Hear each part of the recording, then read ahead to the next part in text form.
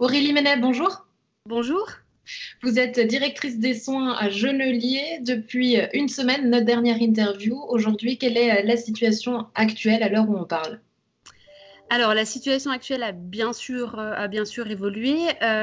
Aujourd'hui, à l'heure où je vous parle, alors les chiffres changent en permanence, mais on a entre 10 et 15 patients hospitalisés pour coronavirus positif.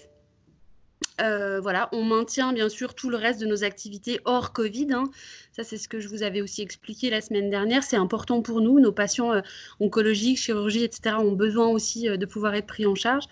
Donc voilà, on maintient les zones, les flux qui nous permettent donc de séparer les deux activités et d'être le plus pertinent possible sur la répartition des patients finalement.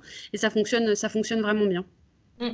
On sait que l'enjeu, c'est d'avoir assez de place pour tout le monde, avoir de la place pour les patients Covid. Actuellement, combien de places de lits vous avez de disponibles? Alors ça, c'est une réponse que je ne peux pas vous donner parce que je ne suis pas dans le service actuellement et que tout change très vite. Ce que je peux vous dire, c'est qu'on collabore quotidiennement avec l'hôpital de Nyon pour les transferts de patients. On collabore aussi maintenant avec la Linière, avec Bois Bougie, où on peut nous transférer des patients qui vont mieux et qui ont besoin encore d'un peu d'assistance avant de rentrer à la maison. Donc les flux changent en permanence. Ça, on fait beaucoup d'entrées, beaucoup de sorties dans la même journée. Donc c'est difficile de vous dire combien de places il nous reste.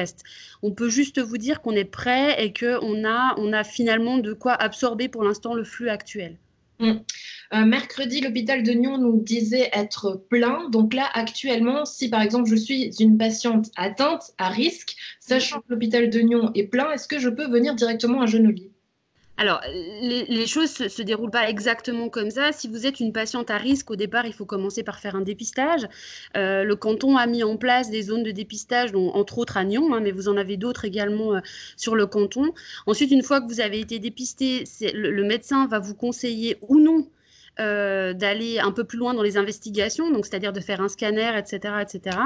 Et puis dans ces cas-là, vous serez adressé dans la bonne zone. On entend beaucoup parler de cette fameuse vague sans savoir si on y est vraiment. Comment vous analysez cette situation? Est-ce que on peut dire qu'on est dans cette vague ou pas? Alors, c'est vrai que cette vague, tout le monde en parle. On s'attendait à un tsunami, on s'attendait à quelque chose d'incroyable. On n'y est pas. Oui, les cas augmentent, mais finalement de manière assez stable. Il n'y a pas vraiment quelque chose d'assez incroyable. Donc, on est prêt. On est prêt à absorber cette vague. Maintenant, non, elle n'est pas là. Est-ce qu'elle arrivera? Ça, je ne sais pas. Est-ce que les cas vont se stabiliser? Est-ce que le nombre de cas va augmenter, mais de manière finalement assez paisible par rapport à ce à quoi on pouvait s'attendre?